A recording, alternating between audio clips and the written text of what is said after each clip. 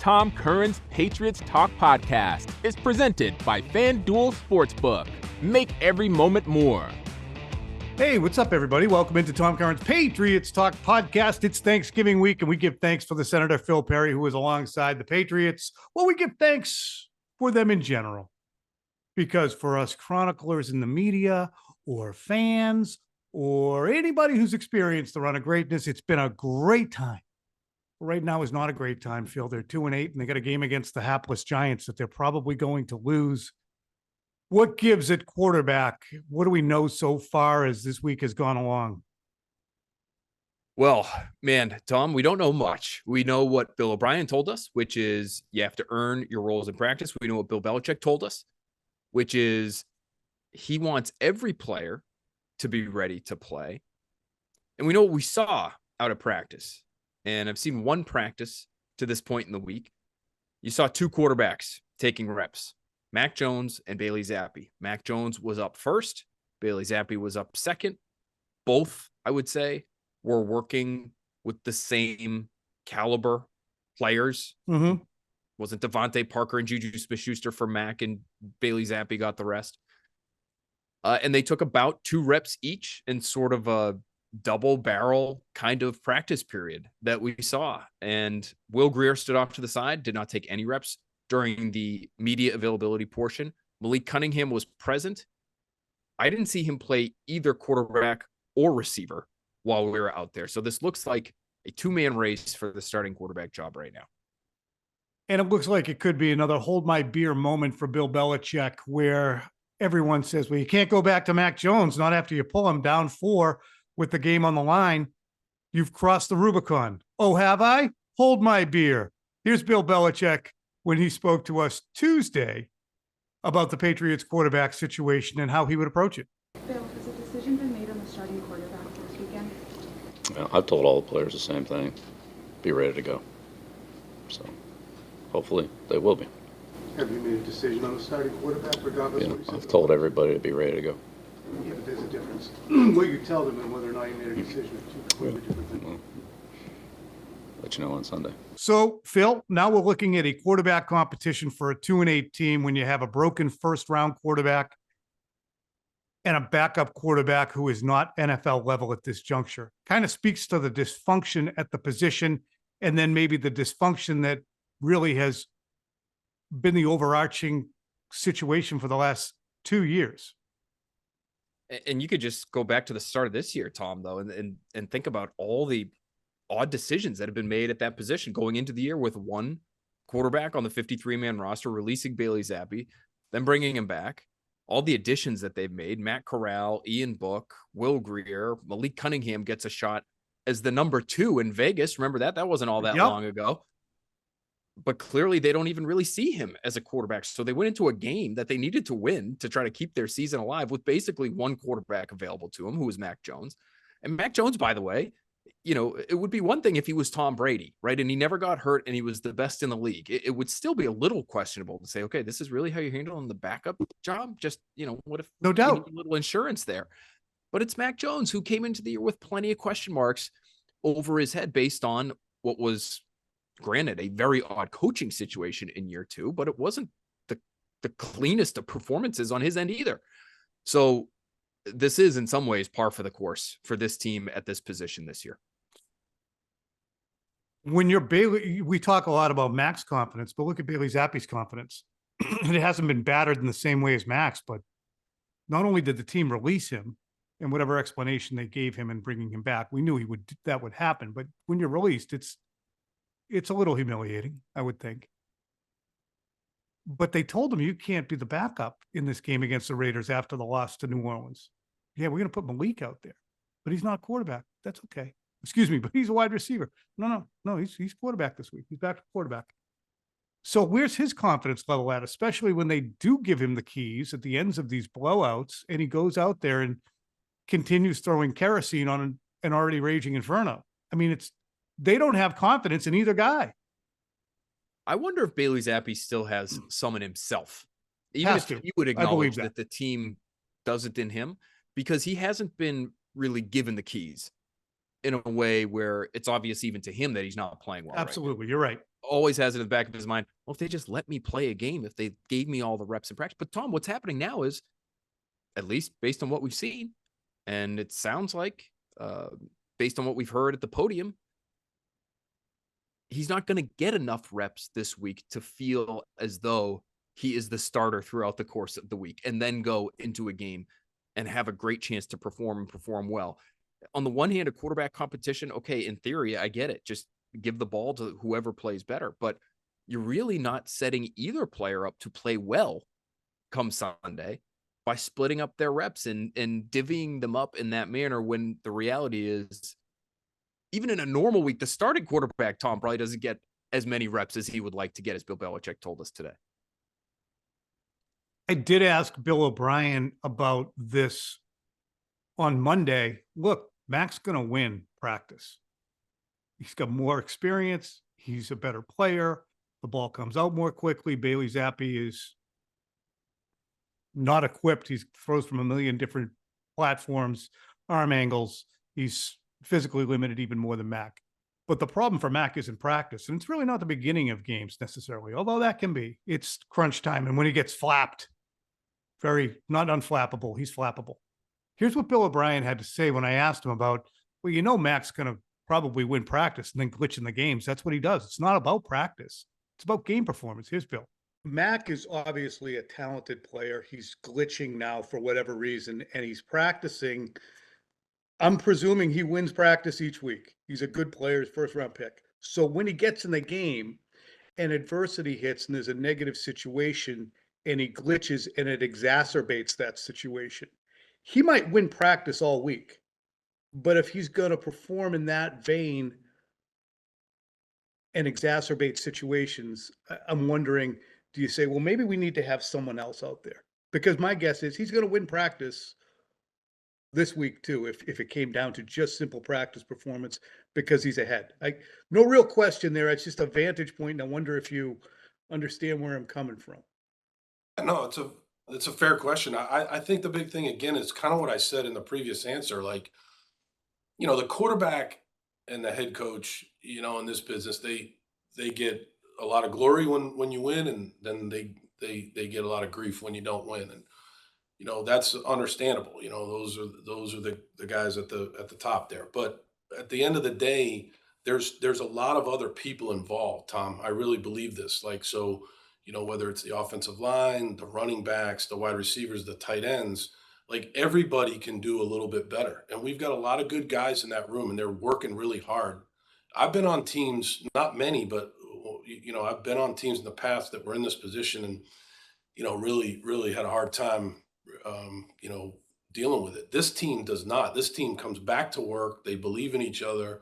There's a work ethic here. We just all have to do a better job. I don't think it comes down to one position. If you really dissected every single play, you're trying to get 11 guys to do the right thing on every single play. It's hard to do. And right now we're not able to, we don't have that consistent enough. And so we've got to do that. And then once we do that, I think everybody will be playing better, and I think we'll be better coaches. So I guess the question then becomes, Mac wins practice, starts the game, but you don't trust him, or you haven't had a chance to put in any kind of an ornate game plan, which I don't even know if you can with this team. Is it just Pop Warner game plan, put a diaper on Mac, 3rd and 8, we're still going to run dives? I mean, that to me would be more dysfunctional than what we're witnessing, is if you're just kind of putting up the white flag and run a game plan like you ran in the wind against Buffalo. Well, and didn't it sound like, when I asked Bill Belichick about game plans and how that would be impacted, and even though Bailey Zappi and Mac Jones, you could, write down their top 5 traits, physical traits on a piece of paper, and it might look pretty similar. They're different guys. They're going to see the game a little bit differently. They're going to have different likes, dislikes, what they're comfortable with, calls that they're not comfortable with. And wouldn't you want to be able to construct that thing around someone starting now so that the rest of the team understands what it's going to have to do on Sunday? And Bill Belichick basically said, Tom, we hope whoever's out there is going to be able to execute what we ask them to execute.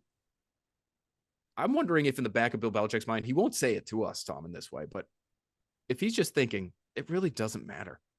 We're going to try to run the ball 45 times in this game anyway. Two of our best offensive players are our running backs. The one area in which our offensive line actually performed pretty well and relatively consistently in Germany was in the run game. And so that's what we're going to do. So whoever's playing back there, does it matter? Is it Bailey Zappi? Is it Mac Jones? If they're handing it off for 3/4 of the game, what's the diff? I would say the diff is if you really are trying to win the thing, you might ask the quarterback to make 5, 6, 7 plays through the air to win the game. And if you're not getting enough practice, it might be hard to do that. If it's 13-7 with 6 minutes left in the game and your own 10, call it 4 minutes left in the game, you have to throw the ball. Even if you run it 47 times with success, you're going to have to throw it. I wonder, too, what this does to the rest of the team. And I asked Hunter Henry about that. How does he maintain and shepherd guys through this weird week? Yeah, I just approach it like I do every week, man, and that's go out and go to work every day, no matter what the situation is. I get ready to go for the game. I got to focus on what I got to do, and try to lead from the front, and that just starts with being competitive in practice, trying to get better at my own craft, and just kind of show that to the other guys. I'm constantly trying to improve, and I need to get a lot better, and hopefully that can show up these last 7 games. All of these guys came here or were here, David Andrews, for instance, or Hunter Henry, because of what the Patriots were and what they expected it to be. Now it's a 2-8 team that is before Thanksgiving, again, really kind of raising the white flag to an extent, not because it doesn't want to try. It's just it can't try. It doesn't have the people on hand. How discouraging must this be? And how hard is it, do you think, for this team to maintain some dignity over the last 7 games? Great question. It's got to be really difficult. Number one, these are prideful professional athletes who care about their performance, and they understand they're doing it in front of thousands of people live and many more than that watching from their living rooms. And for somebody like Hunter Henry, Tom, and honestly, a wide percentage of this Patriots locker room, they don't know where they're going to be next year. Right. And so on the one hand, you say, well, that's the reason.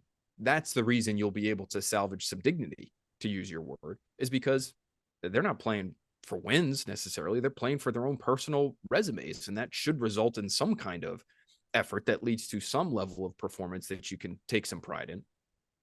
But Tom, I look at the other side of that, and with somebody like Hunter Henry or Mike Owenu or Trent Brown, or name your Patriots free agent to be, what about this season, aside from a massive contract, what about this season would make any of those players want to be here moving forward?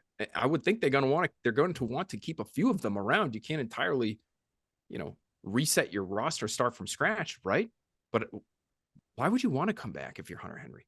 Yeah, I mean, you have to sell hope. You have to sell, hey, what you guys saw from the Dallas game on, that's not us. That's not what we're about. We're about that team and that culture that existed. But Bill's leaving. Don't worry about it. We got Gerard and Billy O'Brien and David Andrews sticking around and whatever else. Is Andrews a free agent? No. So thank God for that. Just in terms of culture. But the interesting thing is, it's a trickle-down effect. Everything either flows from the quarterback or it flows from the head coach. And if the head coach is understanding that he's a bit of a lame duck and he's embattled at the podium, although I thought he was terrific on Tuesday when we spoke to him, because he wasn't as surly as we've experienced. If he's embattled, if he feels as if he's got a cloak and dagger operation going on behind him and he is angling for the next job, it's going to be harder to maintain dignity if there's dysfunction at the tippity top. And we haven't heard from Robert Kraft. He's avoided the opportunities to speak to any of the media. He avoided speaking to the media at the owners' meetings. He can't give a vote of confidence. He can't give a straight answer. So better to give no answer and avoid it. I think very much the die is cast and everyone understands that. So there's no talking that can be done. But if the die is indeed cast, isn't Bill the biggest barometer of whether or not they can maintain dignity? I'll say one last thing. The game is the performance. The game is what the entire organization, the entire franchise has to look at as, how was work this week? This is what we did. This is where we are. This is where our organization is. And if it looks horrendous and you're losing by 20 to bad teams, then your entire franchise is in a shambles. The only way to maintain dignity to win a game like this one coming up. That's how I look at it. Yeah.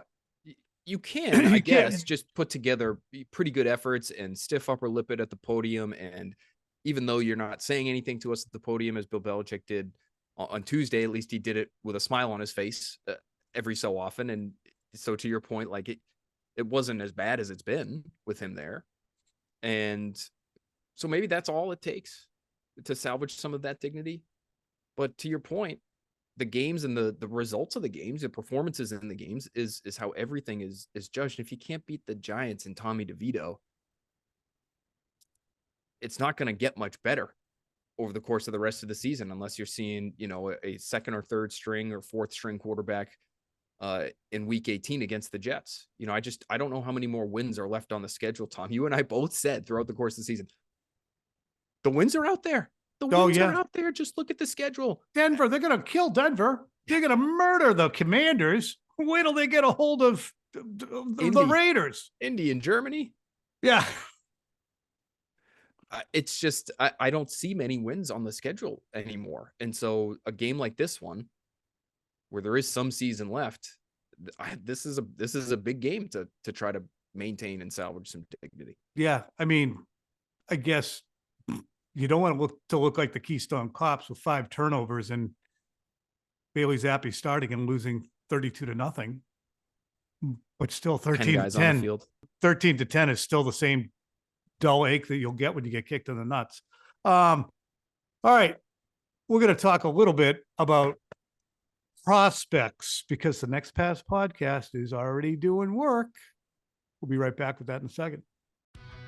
Score early this NFL season with FanDuel, America's #1 sportsbook. Right now, new customers get $150 in bonus bets with any winning $5 moneyline bet. That's $150 if your team wins. If you've been thinking about joining FanDuel, there's no better time to get in on the action. The app is so easy to use, there's a wide range of betting options, including spreads, player props, over-unders, and more. So visit FanDuel.com/NSBO and kick off the NFL season. FanDuel, official partner of the NFL. 21 plus and present in Massachusetts. Hope is here. First online real money wager only. $5 pregame moneyline wager required. First online real money wager only. $10 first deposit required. Bonus issued as non-withdrawable bonus bets that expire 7 days after receipt. See terms at sportsbook.fanduel.com, gamblinghelplinema.org, or call 800-327-5050 for 24/7 support. Play it smart from the start. GameSenseMA.com or call 1-800-GAM-1234. All right, Phil. You've already started to turn the page, as you often do, and started to look at your favorite time of year, draft time. 2 guys we have to talk about right now are Emory Hunt and Jaden Daniels. Why should those names resonate with Patriots fans now? Well, Jaden Daniels is the quarterback at LSU, and he is one of the front runners to win the Heisman Trophy this year. So if you're not familiar with his name right now, you will be very soon if he ends up taking that thing home. But a special athlete, Tom. I mean, he is blowing away the field a couple of weeks ago against a field loaded with SEC athletes when they went up against Florida, and he was ripping off 80-yard gains like it was nobody's business.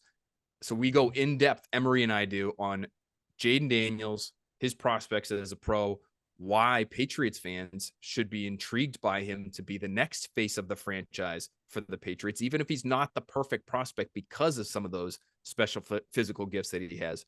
Now, Emory, the reason you need to know Emory is one of the most hardworking guys in this business. Tom, he's at FBall Game Plan on Twitter. He's the owner of the Football Game Plan. He puts together these unbelievable, exhaustive scouting reports on draft picks every single year. He's boots on the ground. He does the work. He watches the tape. You see him on CBS Sports quite frequently as well. And so nobody better to have on with us at this point in the year to tell us about this guy who's about to win the Heisman and that Emory would take really, really highly in the draft. Tom, I think he's working his way. Daniels is. He's working his way into being potentially the third quarterback taken in this draft. Hit it.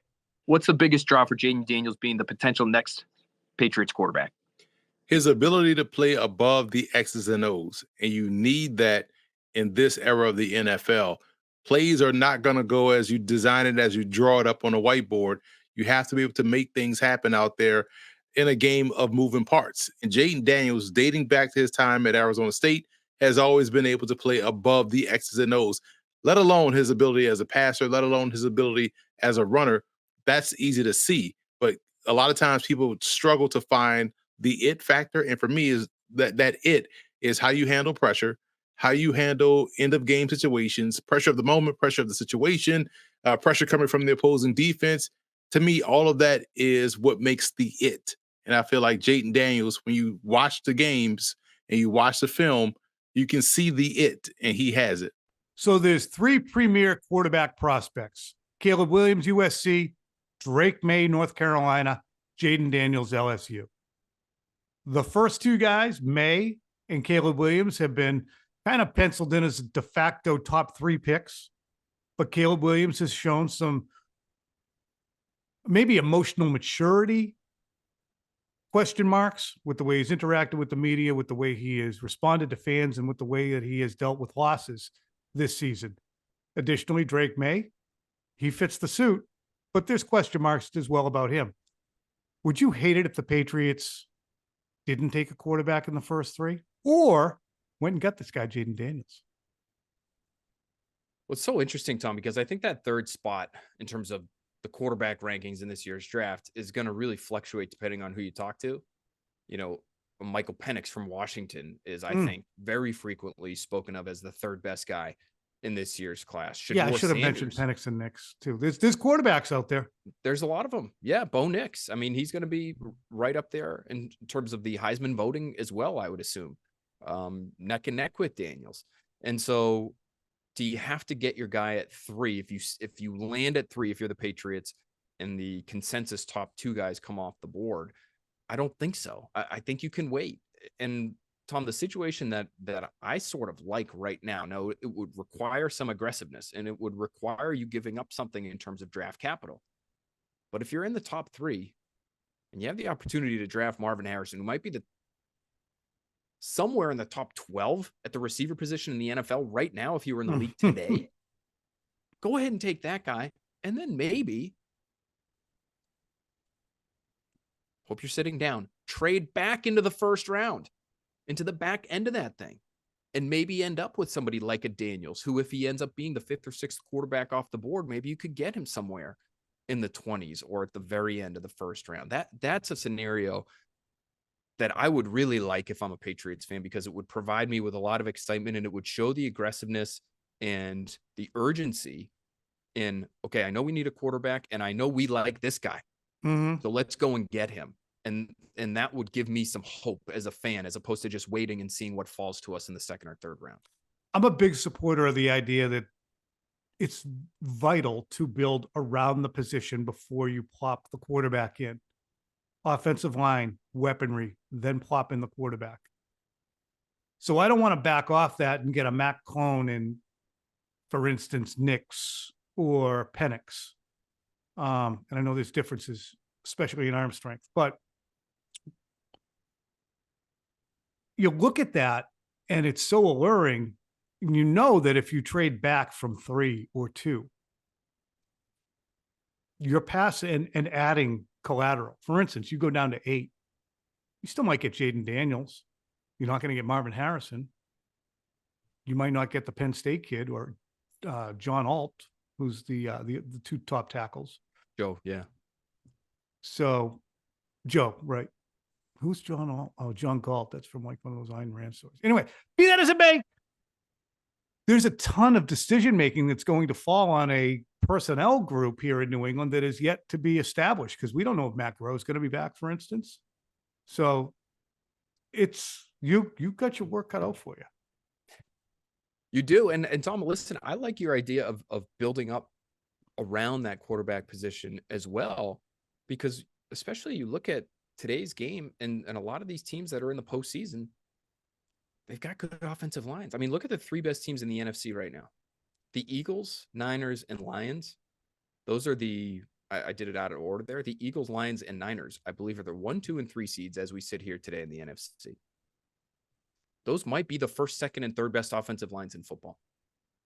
And they might be, depending on what you think of the teams in the AFC, they might also be the 3 best bets to win the Super Bowl this year. Baltimore has long had a very good offensive line, which has helped be the motor of a amazing run game. Obviously, Lamar Jackson plays a huge role in that, but that line has been tremendous. The Texans, and I've been somebody who, we've been on Early Edition and other programs, I've said, well, look at that. That's a 1-year turnaround right there. That's the blueprint if you're the Patriots. Get the right quarterback. You're at the top of the draft. If a good quarterback draft, just get the right one. Get a young coach with some energy the players are going to respond to. Maybe Gerard Mayo can be New England's DeMeco Ryans, and boom, you're back in the postseason. But that sort of ignores, and I'll acknowledge this now, it sort of ignores the fact that they've poured resources into their offensive line as well. They've got Shaq Mason there now. Laramie Tunsil is one of the best left tackles in football. They've added some other pieces there. That's helped protect a guy who is not a Lamar Jackson in terms of his style of play. CJ Stroud is killing people from the pocket right now because he can. And so that's what I was going to say. Kansas City's got Joe Tooney. They got Creed Humphrey. Kansas City's one of the most expensive offensive lines in the league. They've made a real concerted effort to invest there to protect their quarterback. So based on how the Patriots offensive line has looked this year, what you're suggesting, building up that thing before you go get the quarterback, makes a lot of sense. I just wonder if you might be passing on a really great talent early in this year's draft if you pass on the quarterbacks that are available to you. Yeah, that's always going to be the dice roll. What do you mean you didn't take Trey Lance? What do you mean you didn't take Zach Wilson? They were sitting right there. That would be the Jets or the Niners had they traded down and taken different positions.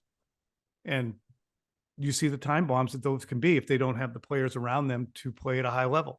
So do you imagine there's going to be chaos at the top of the draft in the top 5, especially with the Panthers holding 2 picks?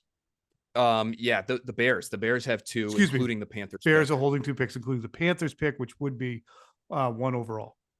And the Cardinals have 2 picks as well. Maybe they're interested in a quarterback if they don't want to maintain ties with Kyler Murray. And that pick, that additional first-round pick they have is now Houston, so it's not as good a pick as maybe they thought it was going to be when they executed that trade.